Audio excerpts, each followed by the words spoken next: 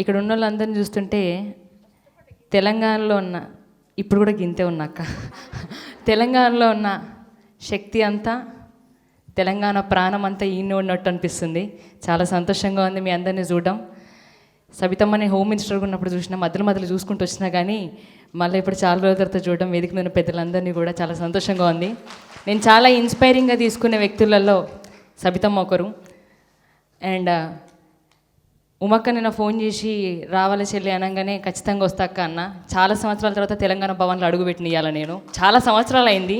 ఎప్పుడో చిన్నప్పుడు టీ న్యూస్లో రాజ్ న్యూస్ ఉన్నప్పుడు నేను టీ న్యూస్లో పనిచేస్తుండే. అప్పుడు నేను జాబ్ చేస్తుండే 9th క్లాస్లో. సో అప్పటి నుంచి నిజంగా చాలా సంతోషంగా ఉంది. ఇవాళ ఒక్కరోజు మన రోజు అంటే నేను నమ్మగానే ప్రతిరోజు మన రోజే. సో మీ అందరి కోసం నిజంగా నేను ఒక స్పీచ్ విన్నా రామన్నది, కేటీఆర్ అన్నది. చాలా ఇన్స్పైరింగ్గా ఫీల్ అయింది. ఏంటంటే నేను నా నిజ జీవితంలో నేను నమ్మే ఒక పాయింట్, ప్రతి ఒక్క ఆడపిల్ల నమ్మాల్సిన ఒక పాయింట్, ఎవరమైనా ఏ ఆడపిల్లైనా ఆర్థికంగా ఇండిపెండెంట్గా ఉంటే తప్ప మనం బతకలేమనేది చాలా నిజమైన పాయింట్.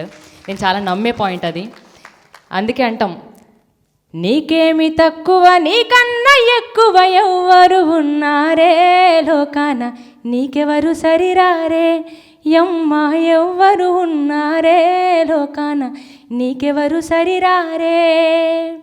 యుద్ధమొస్తే దుర్గమ్మవు నీవు, ఉద్ధరించమాయమ్మవు నీవు, ఆదిశక్తివి అపరకాలివి, మహిళా నీ మహిమే సృష్టి, నీకన్న ఎక్కువ నీకన్న తక్కువ ఎవ్వరు ఉన్నారే లోకాన, నీకెవరు సరిరారే యమ్మ ఎవ్వరు ఉన్నారే లోకాన, నీకెవరు సరిరారే.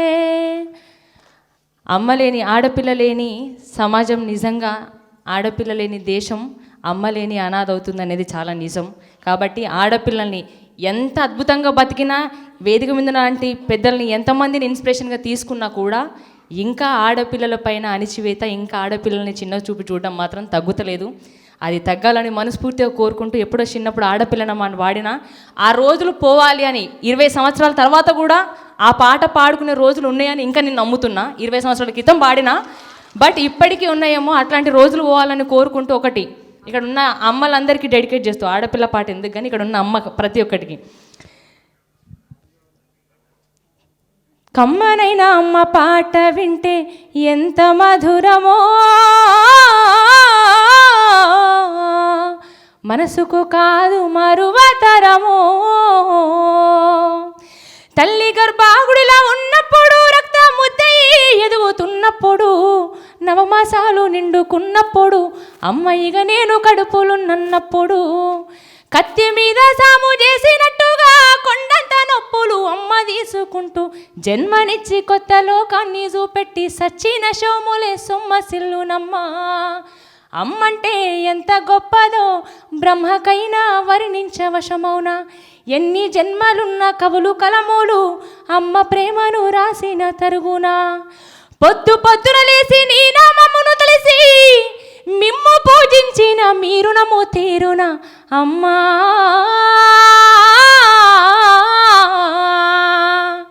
ఆట పాటకు మొదటి ఆది గురువమ్మ, మంచి మాట చెప్పే బంగారు బొమ్మ.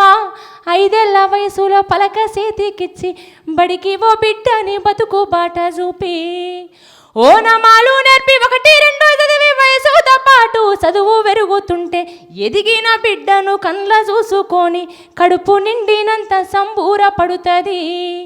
టీచరో గొప్ప డాక్టరో కలెక్టరో కావాలనుకుంటుంది. మనసున్న తల్లి మన అమ్మ మదిలోన కమ్మని కలలెన్నో గంటది. జన్మనిచ్చిన అమ్మ రాతి బొమ్మ కాదు, జన్మనిచ్చిన అమ్మ రాతి బొమ్మ కాదు, జగమంతా జన్మంతా కొలిసేటి దైవము అమ్మా.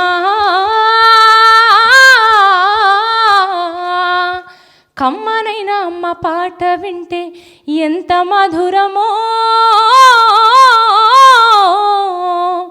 మనసుకు కాదు మరువతరము, మనసుకు కాదు మరువతరము. జై తెలంగాణ. Thank you.